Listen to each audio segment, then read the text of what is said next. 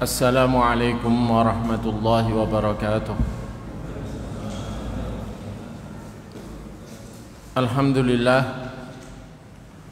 Alhamdulillahilladzi amarna bittafaqquh fid din wa arsyadana ila ittiba'i sunnati sayyidil mursalin wa usalli wa usallimu ala rasulil amin wa alihi tahirin wa ashabihil akramin wa man tabi'ahum bi ihsanin ila yaumiddin.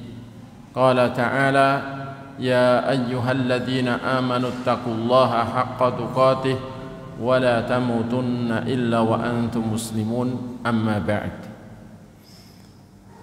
Para bapak, para ibu dan saudara semuanya yang saya hormati, yang saya cintai karena Allah, yang semoga selalu dirahmati olehnya. Alhamdulillah, segala puji bagi Allah Ta'ala yang kebaikannya tak terhingga, yang masih terus mencurahkan nikmatnya kepada kita, bahkan tidak pernah walau sedetik pun Dia berhenti dalam memberikan nikmat kepada kita. Dan termasuk nikmat yang sangat besar dan sangat mahal yang masih Allah berikan kepada kita, nikmat pendengaran, penglihatan, nikmat akal, dan juga organ-organ tubuh yang vital serta berfungsinya semuanya itu untuk kita, dan juga nikmat yang lebih berharga lagi daripada dunia dan seisinya, nikmat hidayah kepada Islam, kepada tauhid dan sunnah, dan juga kita masih diberi olehnya kemauan dan kemampuan serta semangat untuk menambah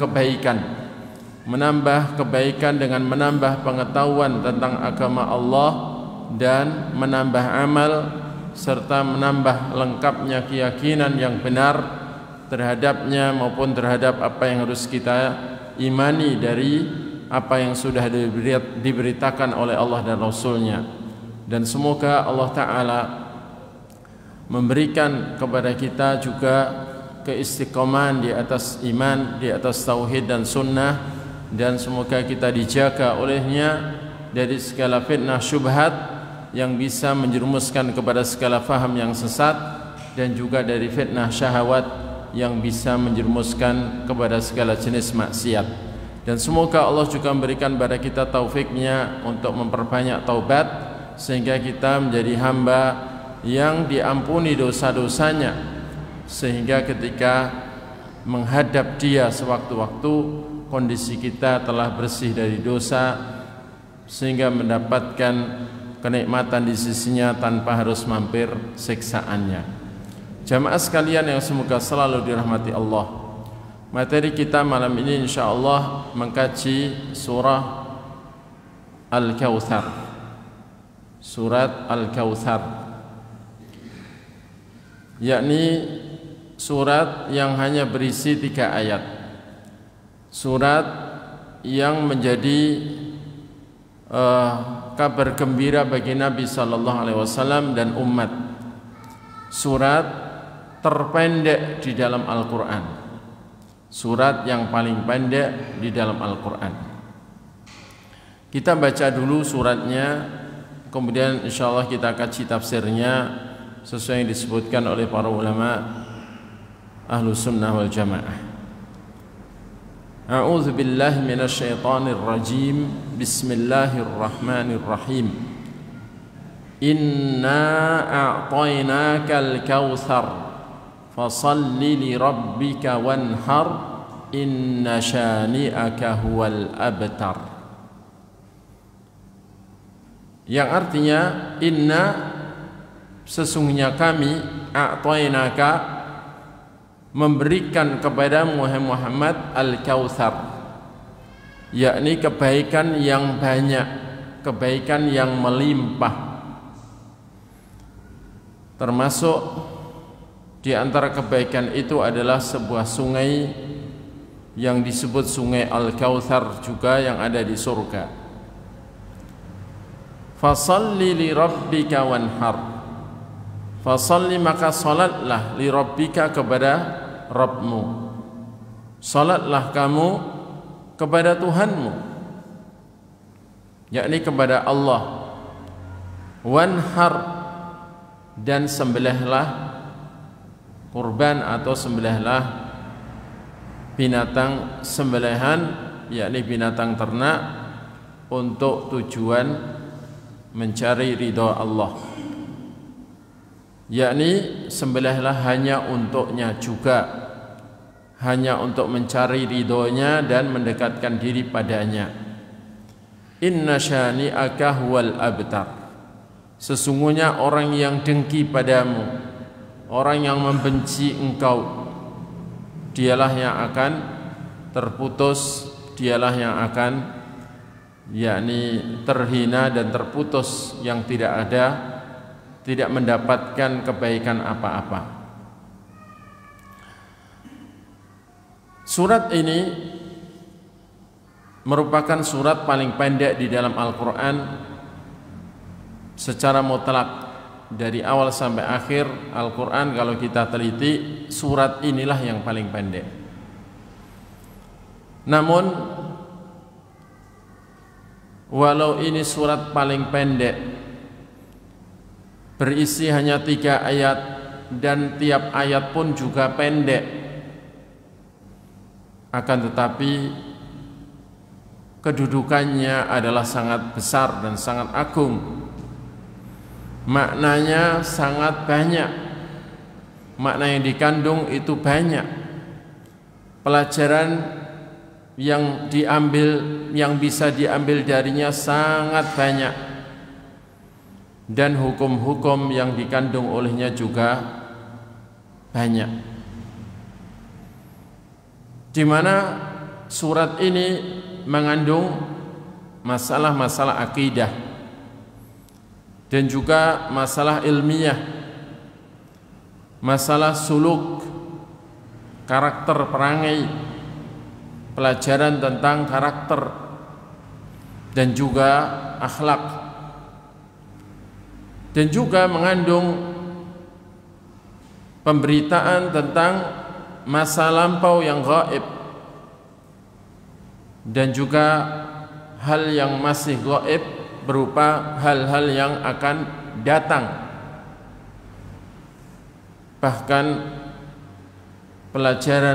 pelajaran ilmu yang bisa diambil dari surat ini sangatlah banyak, hingga kita tentunya tidak mungkin bisa mencakup semuanya dengan keterbatasan pemahaman kita. Jamaah sekalian yang semoga selalu dirahmati Allah, sebagian ulama mengatakan, i'lam anna hadhihi surah ala ikhtisariha fiha lataif. Ketahuilah bahwa surat ini meskipun pendek, singkat, ringkas, namun di dalamnya ada banyak pelajaran yang lembut yang dikandung olehnya. Dan disebutkan oleh para ulama, di antara pelajaran itu adalah annaha kal muqabilah li suratil Ma'un, bahwasanya surat ini seperti yakni hal yang menjadi antonimnya surat Al-Ma'un. Yakni kalau surat Al-Ma'un itu membicarakan tentang orang-orang munafik, surat ini membicarakan tentang bagaimana seharusnya orang beriman yang bersih dari kemunafikan.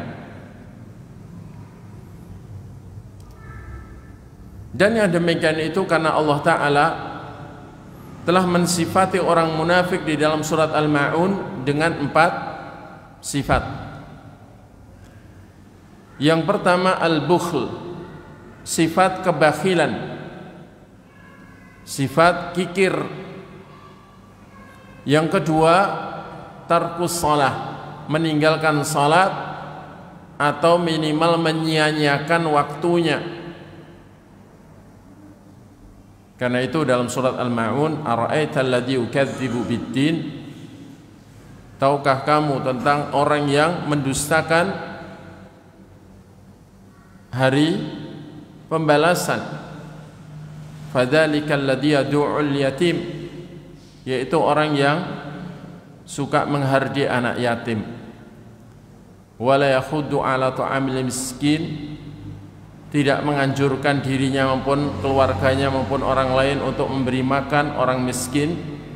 Fawailul lil musallin, maka celaka orang-orang yang salat itu kalau yang perangainya adalah seperti itu, yaitu orang-orang yang alladzina hum an salatihim sahun, walau salat tapi celaka. Kenapa? Karena mereka juga menyia-nyiakan salatnya.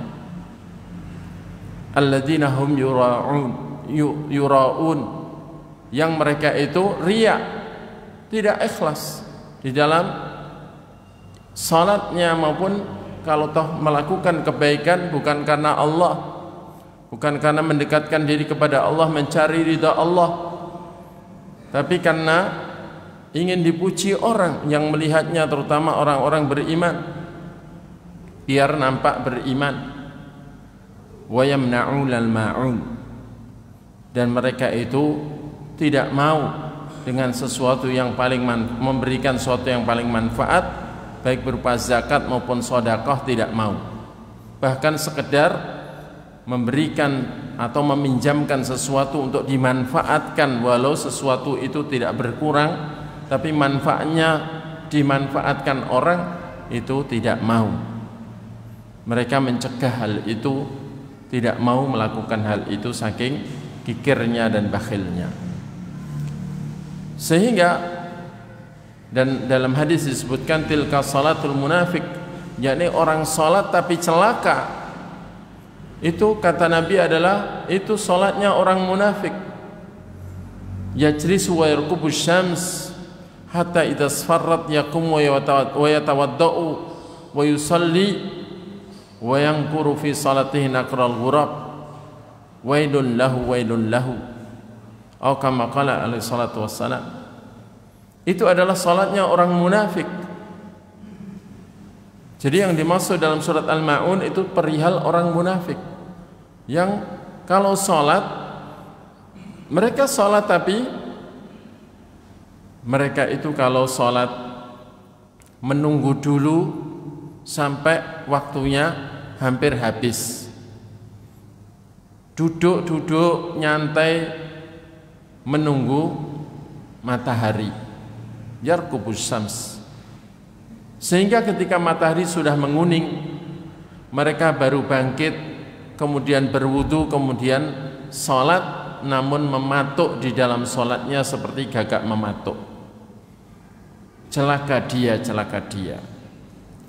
Jamaah sekalian, sehingga dari hadis itu jelas, dan dari siyak atau konteks kalimat dalam surat Al-Ma'un itu memang membicarakan tentang orang munafik yang memiliki 4 sifat: bakhil, meninggalkan salat atau menyanyiakannya, dan riya di dalam salatnya, alias kan salat itu hanya karena manusia, karena ingin dipuji orang, karena ingin diakui sebagai muslim saja.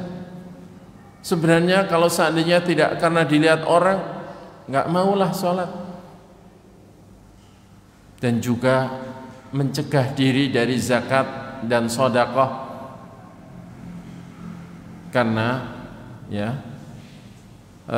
jadi sampai yang wajib pun zakat itu mencegah, tidak mau pokoknya menebar manfaat untuk orang lain.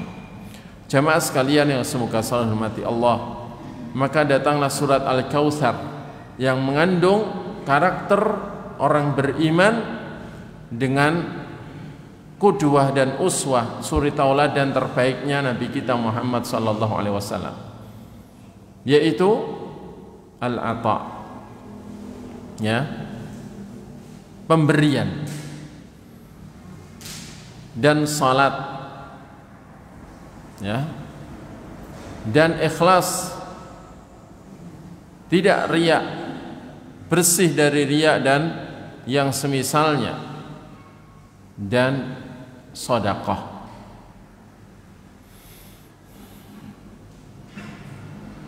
Kemudian Allah Ta'ala menutup surat Al-Kautsar dengan firman-Nya, inna syani'aka huwal abtar. Sesungguhnya orang yang dengki padamu, benci padamu karena benci kepada sunnahmu atau ajaranmu, dialah yang akan terputus. Ay al-munafiq alladhi ya'ti bitilkal af'alil qabihah al-madhkura fi tilka surah sayamutu wa la yabqa min dunyahu atharun wa la khabarun. Yakni orang munafik, karena termasuk bentuk kemunafikan besar, kemunafikan i'tiqadi, yang barang siapa memiliki jenis kemunafikan itu terancam kekal di neraka di tingkatan paling bawah kalau tidak tobat sebelum matinya, yakni bughdur rasul atau bughdu ba'di ma ja'a bih rasul sallallahu alaihi wasallam, membenci rasul atau membenci ajaran yang dibawa oleh Rasul sallallahu alaihi wasallam. Walau mengaku muslim, walau mengaku mukmin, kalau ada sebagian dari ajaran Rasul itu dia benci, maka dia munafik dengan kemunafikan besar, bukan kemunafikan kecil. Dan orang yang membenci sebagian saja yang diajarkan Nabi, yang itu tentu datang dari Allah, ajaran itu pasti akan hapus semua amalnya, sebagaimana Allah katakan dalam surat Muhammad ayat 9, dzalika bi annahum karihu ma anzalallah fa ahbata a'malahum. Yang demikian itu karena mereka telah membenci ajaran yang Allah turunkan, maka Allah menghapus semua amal mereka gara-gara membenci ajaran walau sebagian dari ajaran yang Allah turunkan kepada Nabi SAW untuk disampaikan kepada umat, untuk diajarkan kepada manusia. Jamaah sekalian yang semoga selalu dirahmati Allah, karena itu orang munafik yang benci dan dengki pada Muhammad, yang telah melakukan hal-hal yang keji sebagaimana telah disebutkan, yakni dalam surat Al-Ma'un, maka orang munafik itu juga akan mati, dan kalau sudah mati tidak ada lagi bekasnya, di mana tidak akan lagi tersisa dari dunianya itu bekas, dan juga tidak ada beritanya, sehingga sudah ya, setelah sekian lama atau sekian tahun mati, udah tidak ada sebutannya lagi, sebutan yang baik untuknya ya. Wa amma anta fayabqa laka fid dunya dzikrul jamil wa fil akhirati thawabul jazil. Adapun kamu hai Muhammad, engkau maka akan tetap lestari bagimu di dunia itu sebutan yang baik. Walau Rasulullah sudah wafat 14 abad yang lalu, 1400 tahun yang lalu lebih ya, yakni 1434 tahun yang lalu atau 1433 tahun yang lalu beliau wafat, namun nama beliau tetap harum, sebutan beliau tetap mulia dan tinggi. Bahkan tidak disebut nama beliau kecuali orang yang mendengarnya dari kalangan orang beriman bersalawat atas beliau. Dan bahkan karena Allah mengangkat nama beliau, tidak ada siapapun yang bisa menghina beliau. Siapapun yang mencela beliau dan menghina beliau pasti terhina sendiri, dan hidupnya tidak akan tenang selamanya, kecuali bertobat dari dosanya. Itulah termasuk kebaikan Allah untuk Nabi kita. Dan di akhirat akan kekal abadi pahala yang melimpah untukmu. Berbeda dengan munafikin. Jamaah sekalian yang semoga selalu dirahmati Allah. Dan di dalam surat ini ada beberapa faedah ilmu. Ada beberapa faedah ilmu di mana faedah ini sangat mulia dan berharga untuk kita perhatikan.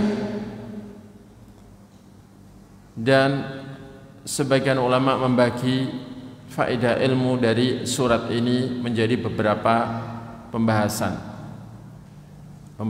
utama. Yang pertama, al-mawdu'atul kubra lis-surah, pembahasan yang besar atau terbesar dari surat ini. Yang pertama, disebutkan al-ata'ul ilahi ghairul mahdud, bahwa karunia Allah untuk Nabi kita dan untuk umat Islam itu tidaklah bisa dibatasi saking banyaknya, tidak bisa disebutkan berapa atau apa saja macamnya. Kalau toh bisa kita sebutkan hanya sebagiannya, tapi karunia Allah benar-benar tak terbatas. Dan itu tergambar dari kalimat Al-Kautsar. Allah mengatakan, sesungguhnya kami sungguh memberikan kepada Muhammad Al-Kautsar. Yang mana Al-Kautsar itu adalah al-ata'ul katsir, pemberian yang sangat banyak. Dan masuk di dalam maksud pemberian yang banyak, yang sangat banyak ini, tentunya maksud yang pertama diantaranya adalah Nahrul Kautsar fil Jannah, sungai Al-Kautsar yang ada di surga. Wa khaudun Nabi SAW fi ursatil qiyamah, dan telaga Nabi yang ada di mahsyar,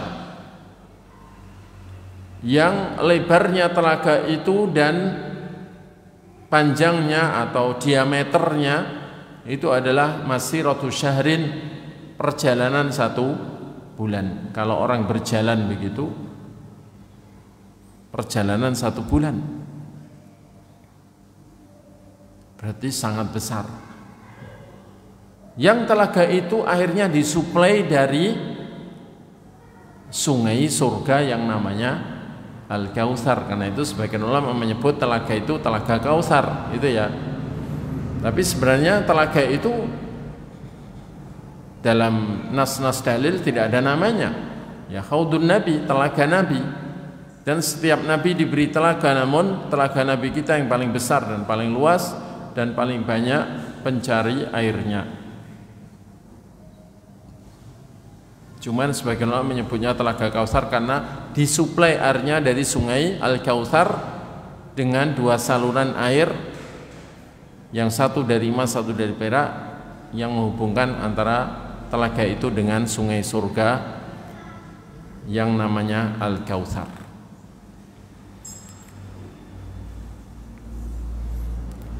Itu yang pertama, termasuk maksud pertama dari Al-Kautsar. Dan itu kebaikannya luar biasa dan kekal abadi, karena sungai itu tidak akan kering selamanya. Dan sungai itu juga akan diminum airnya oleh umat Rasulullah sallallahu alaihi wasallam di sana. Sehingga ini termasuk kebaikan Allah yang sangat banyak, yang nilainya tidak bisa dinilai dengan dunia dan seisinya. Karena air sungai ini lebih putih dari susu, lebih manis dari madu, lebih harum dari kasturi, lebih sejuk dari salju. Dikatakan man syariba minhu syurbah lam yatma' ba'dahu abada. Barang siapa minum darinya sekali minum, maka tidak akan haus setelah itu selamanya. Yakni di mahsyar, orang kehausan kalau sudah dapat air telaga Nabi yang disuplai dari sungai Al-Kautsar, maka tidak akan haus setelah itu selamanya. Karena itu orang-orang yang mengikuti ajaran baru yang dibikin-bikin oleh orang, karena mereka harus mampir dulu, mereka bukan Ahlus Sunnah wal Jamaah, harus mampir dulu ke neraka, maka dihalangi untuk minum air telaga tersebut. Karena kalau sudah minum itu tidak akan haus selamanya. Sementara dia masih harus atau mereka masih harus mampir ke neraka dan harus kehausan dulu di sana. Sebagaimana dalam hadis yang sahih, di antaranya diriwayatkan Imam Bukhari dan Imam Muslim tentang orang-orang yang dihalangi untuk minum air telaga Nabi karena telah mengganti-ganti ajaran sepeninggal beliau, merubah-rubah ajaran sepeninggal beliau, dan membuat-buat ajaran baru sepeninggal beliau. Kemudian masuk dalam maksud yang kedua dari Al-Kautsar adalah yakni karunia yang banyak, pemberian yang sangat banyak, adalah asy-syafa'atul uzma, di mana Nabi kita diberi oleh Allah Ta'ala hak syafaat terbesar, syafaat teragung, yaitu berupa permohonan. Beliau satu-satunya Nabi yang diberi hak untuk meminta kepada Allah di hari mahsyar nanti agar Allah menyegerakan hisab, menyegerakan perhitungan amal, menyegerakan pengadilan. Sebelum Nabi meminta itu, manusia dan jin dibiarkan di mahsyar terkatung-katung sampai orang-orang beriman pun merasa tidak betah di sana, dan meminta kepada Nabi Adam agar berdoa kepada Allah agar Allah menyegerakan perhitungan amal. Nabi Adam tidak berani minta karena pernah berbuat salah. Masih ingat walau sudah tobat dan sudah diampuni, tapi beliau masih merasa tidak berani di hari itu meminta kepada Allah, karena Allah di hari mahsyar itu marah dengan kemarahan yang belum pernah Allah marah seperti marahnya hari itu, tidak pula akan marah seperti marahnya hari itu. Nabi Adam menyuruh orang yang beriman untuk datang kepada Nabi Nuh, pertama kali Rasul yang Allah utus di muka bumi. Nabi Nuh juga ternyata tidak berani meminta karena pernah salah dalam berdoa. Disuruhnya kepada Nabi Ibrahim, bapaknya para nabi, karena keturunan Nabi Ibrahim yang jadi nabi ribuan. Nabi Ibrahim ternyata juga nggak berani minta dengan alasan Allah marah, lagi marah. Sementara beliau pernah berbuat salah, yakni pernah berbohong 3 kali saat di dunia. Walau bohongnya itu semuanya karena terpaksa, dan bohongnya itu hilah saja sebenarnya, kalimat politis. Kemudian suruh datang oleh Nabi Ibrahim kepada Nabi Isa. Nabi Isa tidak berani minta juga, tapi Nabi kita nggak nyebut kesalahan Nabi Isa apa. Kemudian kepada Nabi Musa dulu, Nabi Musa nggak berani minta dengan alasan pernah berbuat salah juga, pernah membunuh orang tanpa disuruh untuk membunuh. Walau membunuhnya itu ya menyerupai kesengajaan, tapi tidak sengaja total. Ya, beliau pukul, beliau tampar, beliau lupa kalau pukulannya itu maut. Ya. Kemudian disuruhlah kepada Nabi Isa. Nabi Isa juga nggak berani minta, tapi Nabi kita nggak menyebut kesalahan beliau. Kemudian suruh datang kepada Nabi kita Muhammad SAW, dan Nabi kita pun sujud kepada Allah dan memuji-muji Allah dengan pujian yang Allah ilhamkan saat itu, bagaimana cara memuji Dia. Kemudian Allah mengatakan, ya Muhammad irfa' ra'sak wasal tu'ta washfa' du syafa'.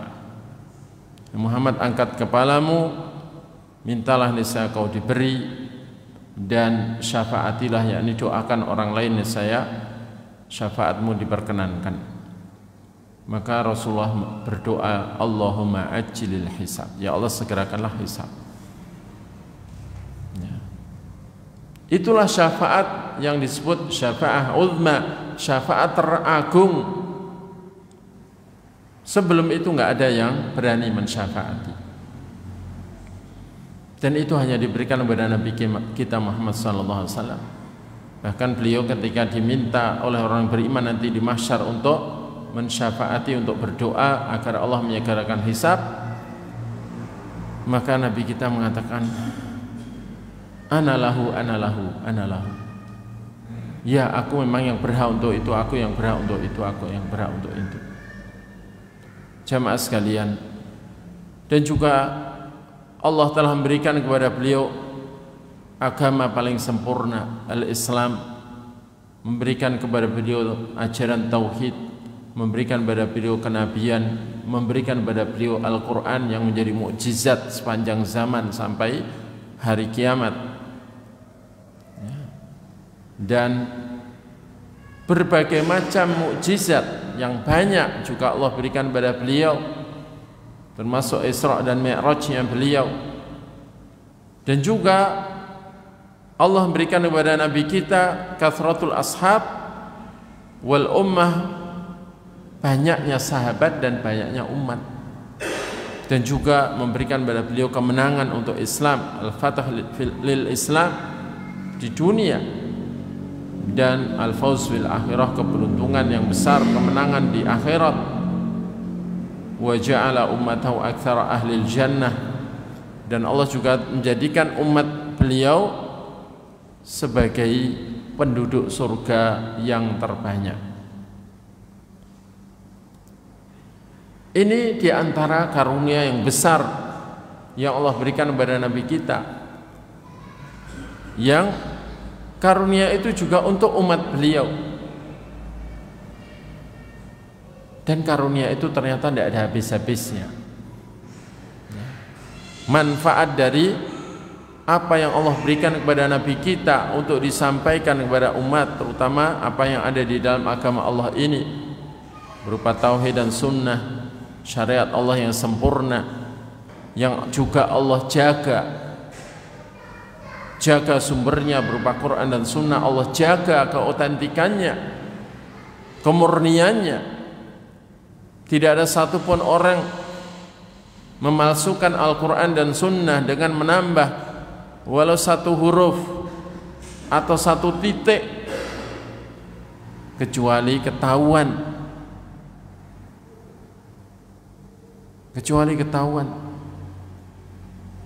Jadi siapapun yang menambah Al-Quran satu huruf atau satu titik, atau menguranginya satu huruf atau satu titik, kecuali konangan, ketahuan, dan tidak akan dipakai Quran yang salah itu oleh kaum muslimin. Ini menunjukkan bahwa karunia Allah ini tidak ada habis-habisnya dan dirasakan oleh umat sampai akhir zaman. Jamaah sekalian yang semoga selalu dirahmati Allah,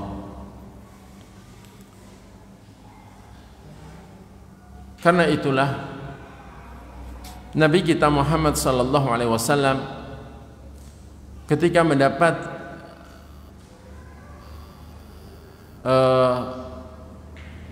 mendapatkan wahyu berupa surat ini, maka beliau sangat bergembira. Dan kita tentunya sebagai umat juga harus ikut bergembira dan mengakui bahwa karunia Allah untuk Nabi kita dan untuk umat beliau termasuk kita adalah sangat banyak. Karena termasuk sungai surga Al-Kautsar, tidak mungkin itu untuk pribadi Nabi dan keluarga beliau, tidak, tapi untuk semua pengikut beliau juga, pengikut beliau yang setia, yang baik. Al-Quran yang itu adalah mukjizat yang kekal, itu tidak hanya untuk Nabi kita, tapi juga untuk seluruh umat Islam, untuk menguatkan bahwa umat Islam itu benar-benar, atau Islam itu benar-benar agama Allah, agama yang benar, dan Al-Quran benar-benar kalam Allah, dan tidak ada di dalamnya walau satu kata yang dari kalam manusia, ucapan manusia. Kalau toh di situ ada misalnya iblis berkata, atau Fir'aun berkata, atau Nabi Musa berkata, itu adalah hikayat dari Allah. Allah menghikayatkan, itu kalam Allah menghikayatkan perkataan mereka. Itu bukan kalam mereka, tapi itu kalam Allah. Nabi Musa tidak bicara dengan bahasa Arab, sementara Al-Quran itu dengan bahasa Arab yang jelas. Nabi Musa bicara dengan bahasa Ibrani. Jadi itu bukan perkataan Nabi Musa, tapi perkataan Allah menghikayatkan perkataan Nabi Musa. Jadi Al-Quran semuanya kalam Allah, perkataan Allah. Tidak ada satu kata pun di dalamnya yang merupakan perkataan manusia, dan tidak serupa dengan perkataan manusia. Itu mukjizat yang kekal, di mana tidak ada sampai kapanpun ada yang bisa menghadapi Al-Quran.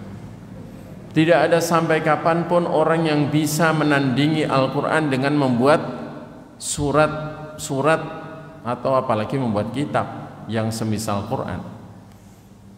Dan Allah menantang siapapun yang meragukan bahwa Al-Quran itu kalam Allah.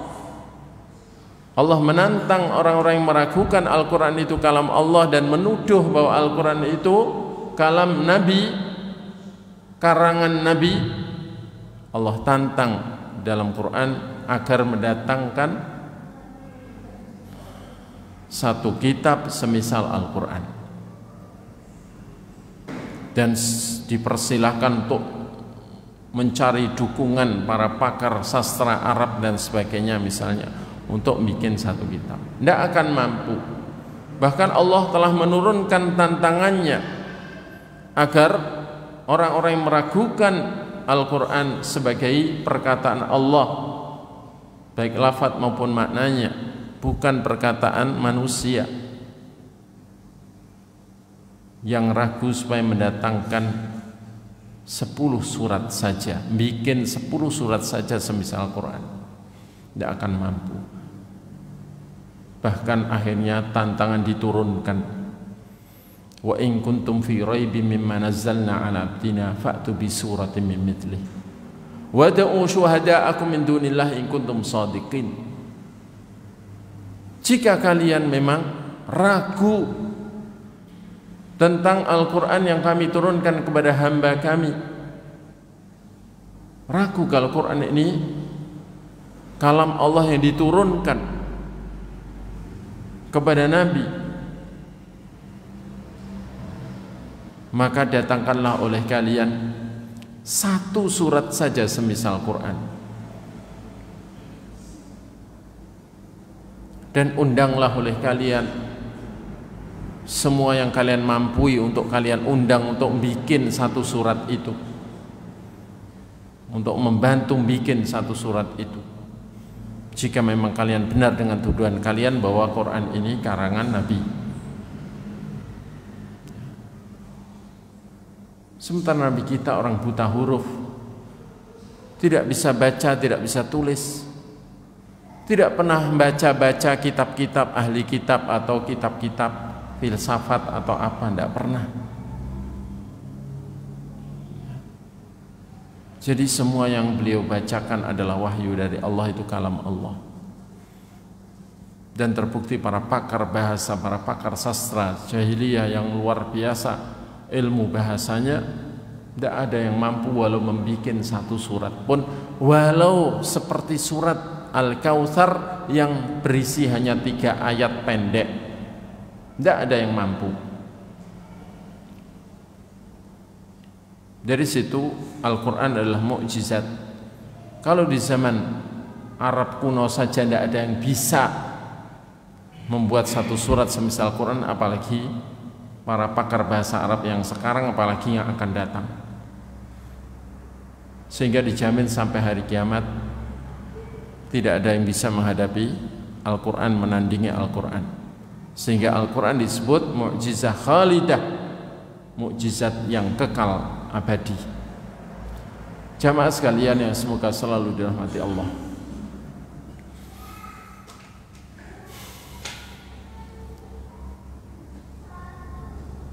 kemudian di dalam surat ini juga ada penyebutan yakni berkaitan dengan akidah, penyebutan isyarat perihal sifat-sifat Allah Ta'ala sebagai sahibul ata' wal amr, pemilik karunia yang besar itu, pemberi karunia itu, dan yang berhak memerintah. Adapun sifat zat, sifat dzatiyah, maka surat ini menunjukkan bahwa Allah Ta'ala memiliki sifat ilmu yang mutlak, di mana Dia telah mengetahui. Jadi Dia itu sudah mencipta sungai Al-Kautsar sejak sebelum mencipta manusia. Ketika mencipta surga, sebelum Allah mencipta Nabi Adam alaihissalam di surga, Allah sudah mencipta sungai Al-Kautsar di sana. Dan itu disiapkan untuk Nabi kita Muhammad SAW dan umatnya yang masih nggak tahu berapa puluh ribu tahun dari zaman Nabi Adam ke Nabi Muhammad SAW. Sehingga Allah Ta'ala itu jelas memiliki pengetahuan yang maha sempurna, yang mutlak, di mana Dia mengetahui apa yang telah terjadi, apa yang akan terjadi, dan apa yang belum terjadi. Seandainya terjadi, bagaimana kejadiannya, termasuk Dia telah tahu akan adanya atau akan Dia ciptakan yang namanya Nabi Muhammad SAW, dan juga umat beliau yang berhak mendapatkan karunia yang besar itu sebelum bahkan Allah pengetahuannya tidak pernah bertambah, sudah sempurna sejak azali, sejak sebelum mencipta apa-apa, sejak awal Dia maha sempurna telah mengetahui hal itu. Dan Zat yang maha tahu, yang akan memberikan karunia yang banyak, bahkan tidak terbatas, itu tentu juga memiliki sifat kuasa dan kehendak dan kepemilikan yang mutlak terhadap seluruh alam raya. Dimana kalau manusia menjanjikan memberi sesuatu atau akan memberi sesuatu atau berkehendak untuk memberi sesuatu, seringnya terbatas kemampuannya untuk memberi. Bahkan kadang-kadang rencana akan memberi banyak, akhirnya memberi sedikit karena ada kendala-kendala. Kan begitu. Kalau Allah Ta'ala tidak demikian. Adapun sifat perintah, fahuwal amrul ilahil warid fis surah, di antaranya adalah perintah ilahi yang tersebut dalam surat Al-Kautsar itu, fasholli li rabbika wanhar, maka salatlah kamu kepada Tuhanmu dan sembelihlah kurban. Yang perintah itu langsung dari Allah Ta'ala, sehingga dari situ bahwa kenabian, kerasulan itu benar adanya. Allah menyampaikan perintah langsung kepada Nabi kita atau melalui malaikat Jibril untuk disampaikan kepada Nabi kita, dan orang yang diberi wahyu begitu namanya adalah Nabi, atau kalau untuk disampaikan dan ini juga Rasul, atau kalau membawa syariat baru namanya Rasul ya. Dan juga Allah Ta'ala itu kalau berkehendak bicara dengan makhluknya, Dia bicara dengan makhluknya, menyampaikan perintah, menyampaikan larangan, menyampaikan aturan ya. Yang ini adalah di antara bantahan terhadap orang-orang yang mengatakan bahwa Allah itu memiliki sifat kalam, tapi kalam Allah itu hanya berupa makna pada dirinya di masa azali sebelum mencipta apa-apa. Setelah mencipta, Allah tidak boleh bicara selamanya. Ini kok Allah dibatasi begitu, Allah dihakimi begitu, gimana? Hanya karena bingung membedakan antara kalam Allah dengan kalam manusia. Di antara kelompok ahlu bid'ah dalam akidah meyakini demikian. Jamaah sekalian yang semoga saya hormati Allah, tentu itu paham yang mengada-ada. Kemudian poin kedua, pembahasan yang kedua adalah al-mutalaqqi lil ata' ar-rabbani, berkaitan dengan orang yang mendapatkan karunia Allah yang sangat banyak itu, yaitu Nabi kita Muhammad sallallahu alaihi wasallam sebagai ibtidaan yang pertama kali menerima karunia itu, dan juga ummatuhu taba'un lahu, umat beliau itu mengikuti beliau dalam menerima karunia yang sangat banyak dari Allah tabaraka wa taala.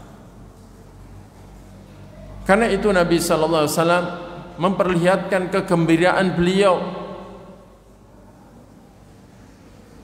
saat mendapatkan berita gembira bahwa Allah memberikan kebaikan yang sangat melimpah, sangat banyak itu. Diriwayatkan dari sahabat Anas bin Malik radhiyallahu an, beliau mengatakan, "Baina Rasulullah sallallahu alaihi wasallam zata yaumin baina adhurina id ughfiya ighfa'an thumma rafa'a ra'sahu mutabassiman." Ketika Rasulullah sallallahu alaihi wasallam di suatu hari berada di tengah-tengah kami, tiba-tiba Nabi SAW itu terlelap sebentar, ya, didatangi rasa kantuk, kemudian terlelap sebentar, kemudian terbangun, mengangkat kepala dengan tersenyum lebar. Fakulna, maka kami tanyakan, ma adhakaka ya Rasulullah, apa yang membuat engkau tertawa ya Rasulullah?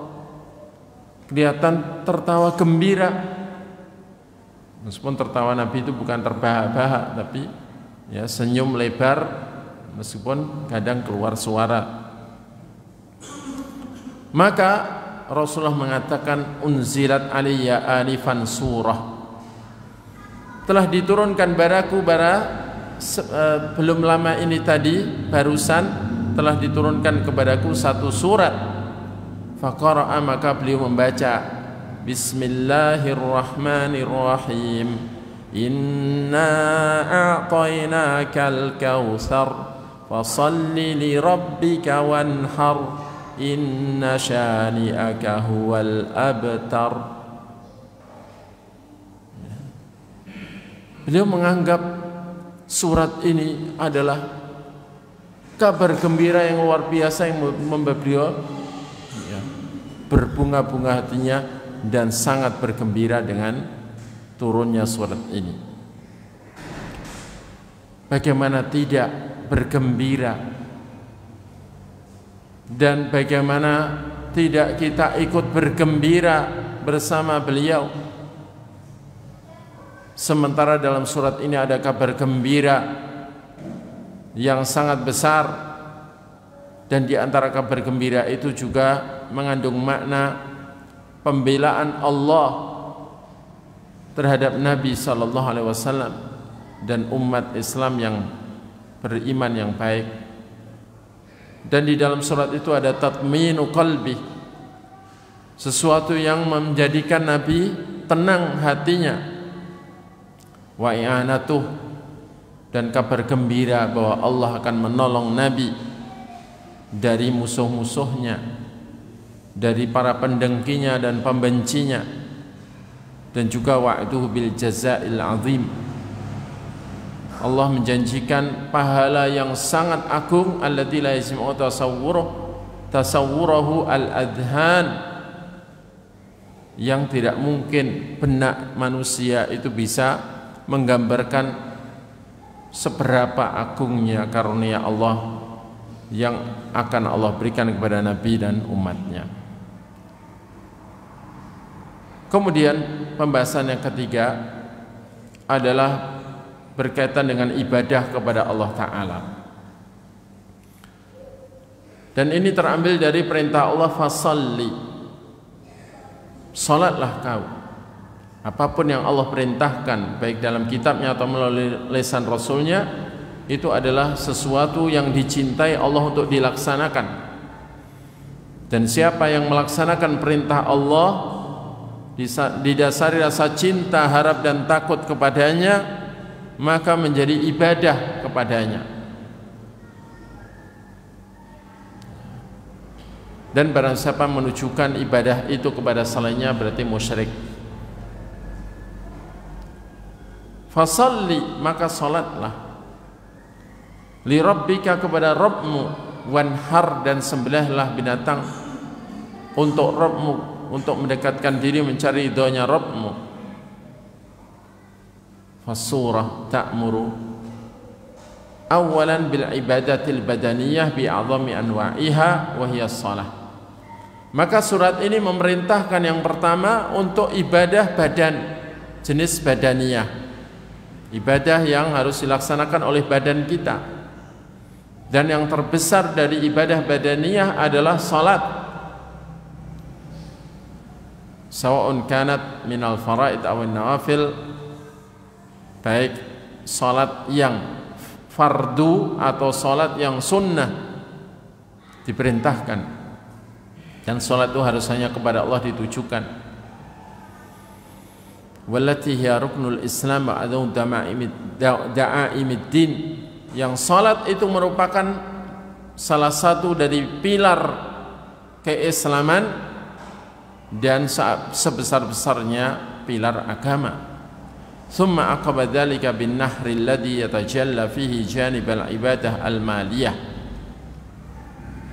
Kemudian setelah itu Allah menyebutkan penyembelihan korban. Yang jelas di dalam penyembelihan korban itu sisi janibul ibadatil maliyah, sisi ibadah harta, ma'a ma yahtassu bihi min at-taqarrub ila Allah Ta'ala bid-dzabh, disertai apa yang memang menjadi hak khususnya Allah Ta'ala, bahwa dalam ibadah penyembelihan itu harus niatnya benar-benar mendekatkan diri kepada Allah dengan penyembelihan itu.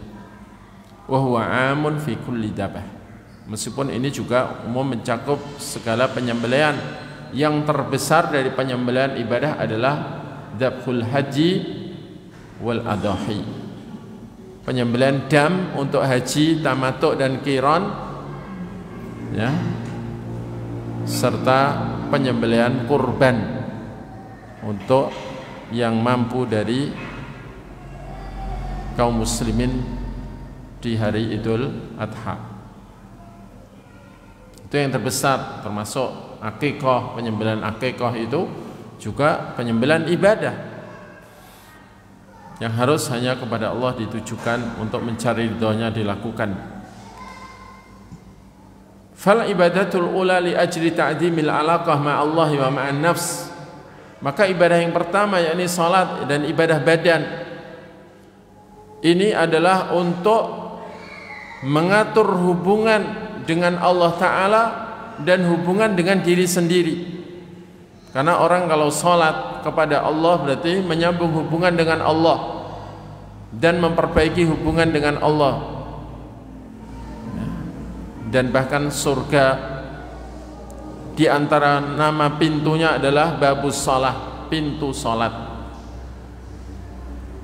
yang orang ahli salat itu masuk dari pintu itu. Ya.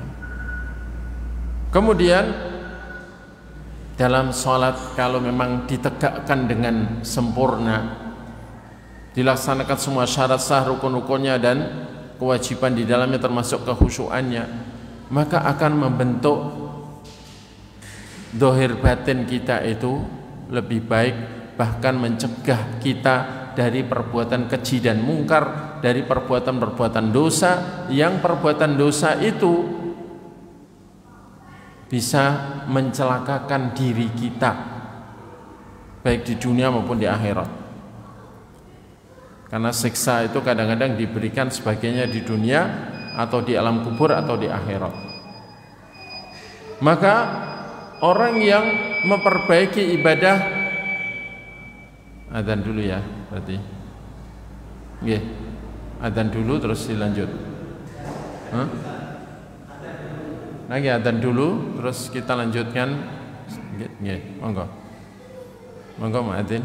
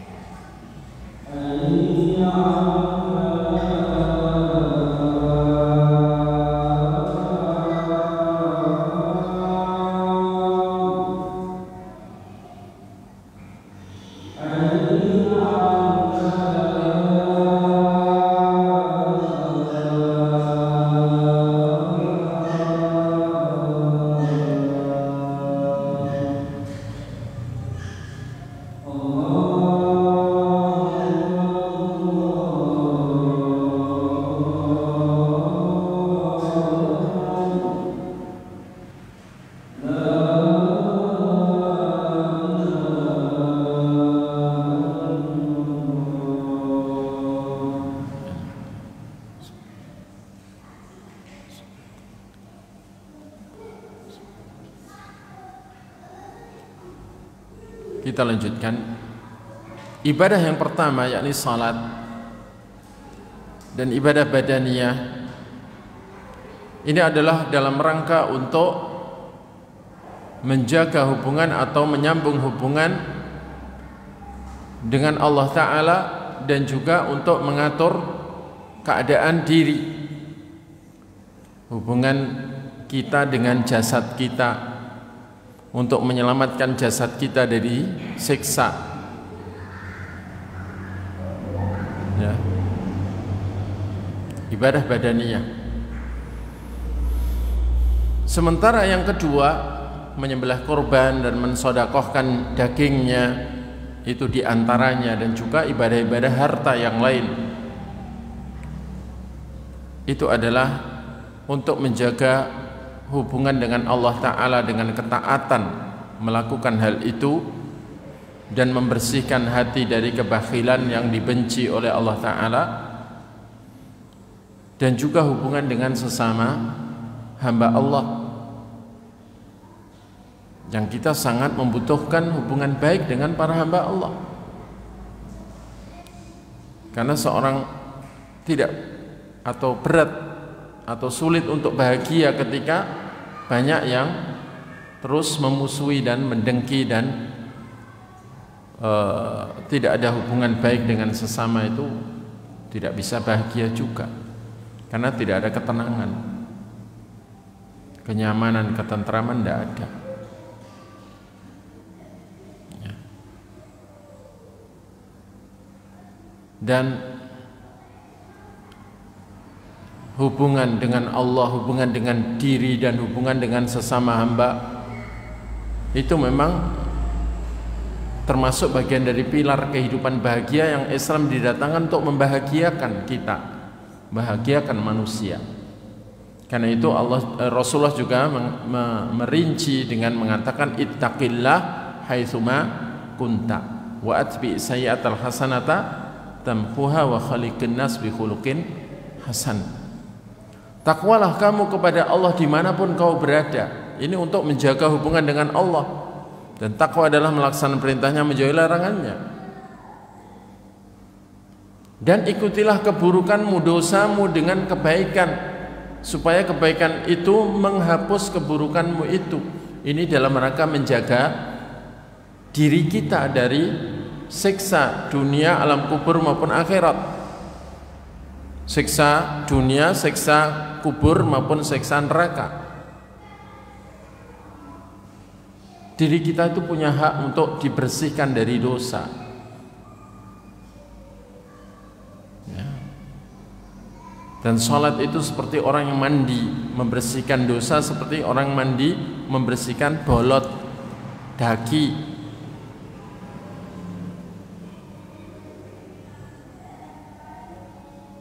Dan berakhlaklah kepada manusia dengan akhlak yang baik. Itu untuk menjaga hubungan diri dengan orang lain, dengan cara memenuhi hak orang lain.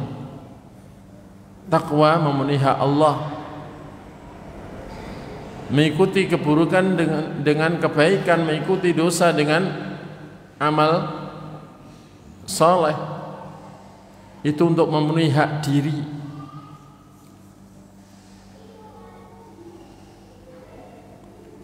Dan kebaikan terbaik setelah berbuat dosa adalah taubat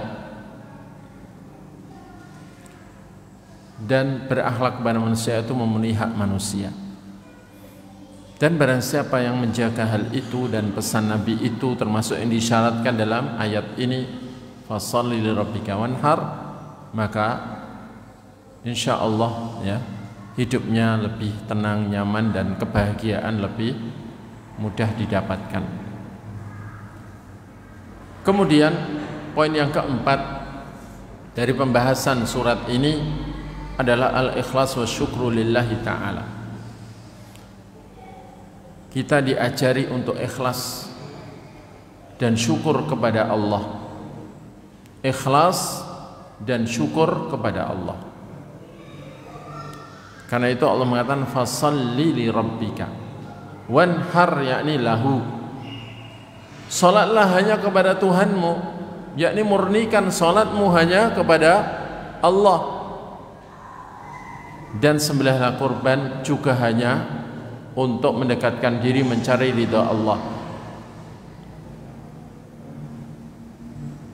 Ya. Karena hanya Allah yang mencipta kamu, hanya Allah yang menguasaimu, hanya Allah yang memberi seluruh kebutuhanmu dan yang bisa memberi segala kebaikan yang kau harapkan. Maka hanya kepadanya lah kamu harus ibadah. Hanya kepadanya, jangan kepada selainnya. Kamu sholat, kamu beribadah, termasuk penyembelihan kurban, yang itu ibadah juga. Harus hanya kepadanya ditujukan. Ini adalah ikhlas, pemurnian ibadah hanya kepada Allah.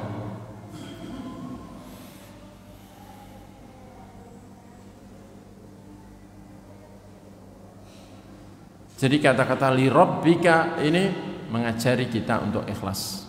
Semuanya adalah li rabbina, lillah, untuk Allah. Qul inna salati wa nusuki wa mahyaya wa mamati lillahi rabbil alamin. Katakan ya Muhammad, sesungguhnya salatku dan penyembelihan kurbanku atau penyembelihan ibadahku dan perjalanan hidupku dan perjalanan matiku, semuanya untuk ibadah kepada Allah Rabbil Alamin. La syarika lahu wa bidzalika umirtu. tiada sekutu baginya dalam hak mendapatkan itu semua, dan untuk itulah aku diperintahkan.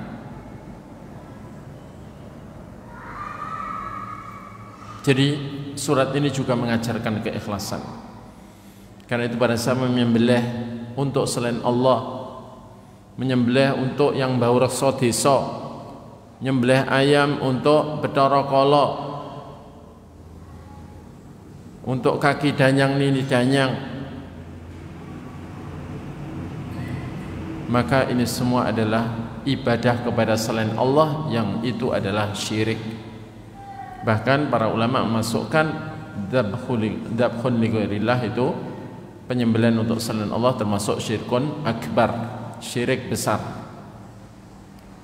syirik yang bisa membatalkan keislaman seorang, menghapuskan semua amal. Dan rata-rata persembahan-persembahan itu ada sembelihannya, minimal kalau toh bukan kambing, minimal ayam. Ada juga yang burung dara, kan begitu ya. Minimal ayam doro atau ayam, ya, kalau enggak jago yang besar. Sehingga makna dari fasalli li rabbika wanhar ini adalah mengajari kita ikhlas, kemudian juga mengajari syukur. Karena perintah untuk ibadah di dalam surat ini Allah sebutkan setelah menyebut karunia-Nya yang banyak, yakni karena kami telah memberi kamu Muhammad karunia yang sangat banyak, maka salatlah dan sembelihlah kurban. Ibadahlah dengan ibadah badaniyah dan ibadahlah dengan ibadah maliyah. Sebagai apa? Syukur. Sebagai bentuk syukur kepada Allah atas karunia-Nya yang banyak. Ya. Dan memang karunia nikmat, karunia kebaikan itu memang harus disikapi dengan syukur. Tidak boleh tidak. Karena kalau tidak disyukuri, Allah berhak mengambilnya kembali atau menghalanginya untuk mendapatkannya. Bahkan Allah punya hak untuk mencabutnya dan menggantinya dengan musibah. Dan macam syukur yang paling tinggi adalah dengan beramal saleh, melaksanakan perintah, menjauhi larangan. Karena itu takwa adalah wujud syukur. Wattaqullaha la'allakum tashkurun. Takwalah kalian kepada Allah agar kalian bisa bersyukur. Sehingga kita sholat setiap hari ini juga harus kita niatkan sebagai syukur kepada Allah atas nikmat yang tak terhingga yang masih selalu Dia berikan. Rasulullah SAW sholat malam sampai kakinya bengkak. Ketika ditegur oleh istrinya yang kasihan melihat Nabi seperti itu, ya Rasulullah, bukankah engkau sudah diampuni semua dosamu yang telah lalu dan yang akan datang? Yakni maksudnya kenapa engkau kok ngoyo-ngoyo dalam ibadah? Ya ibadah itu enggak usah terlalu lama begitu sehingga sampai kakimu bengkak. Apa jawab Nabi? Afala akunu abdan syakura? Tidak bolehkah aku menjadi hamba yang ahli syukur? Jadi salat ini bagian dari amal, yang amal itu termasuk wujud syukur atas nikmat.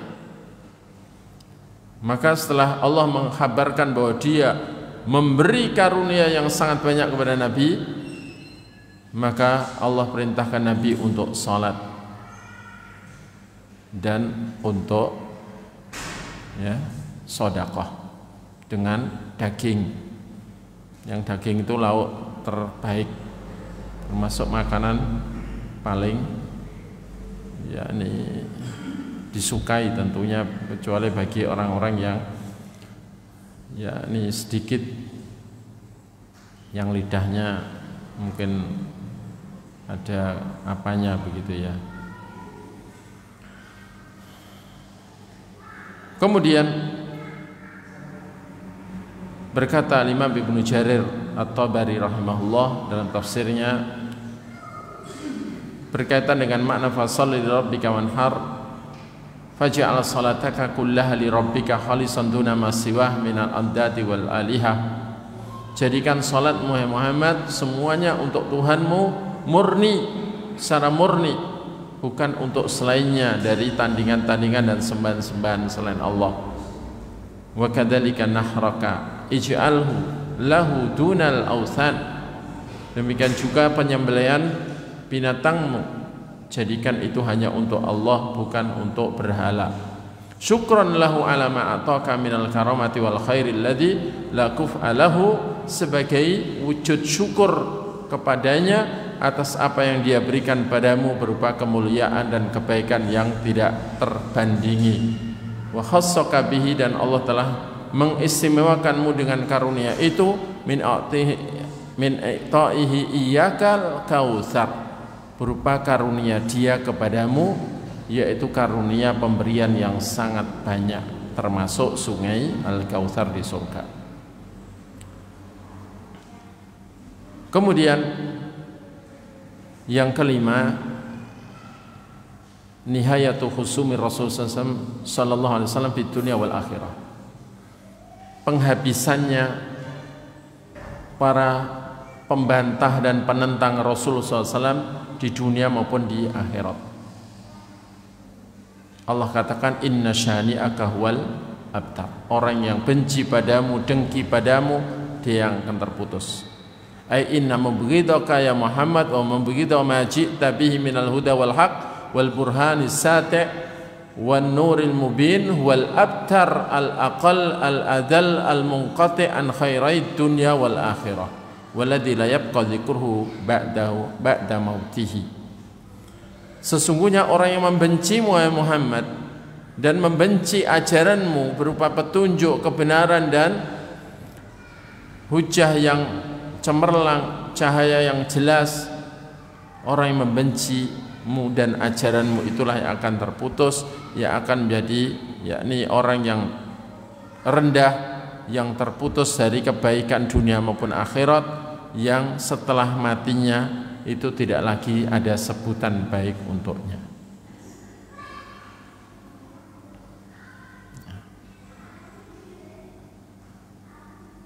Jadi itu endingnya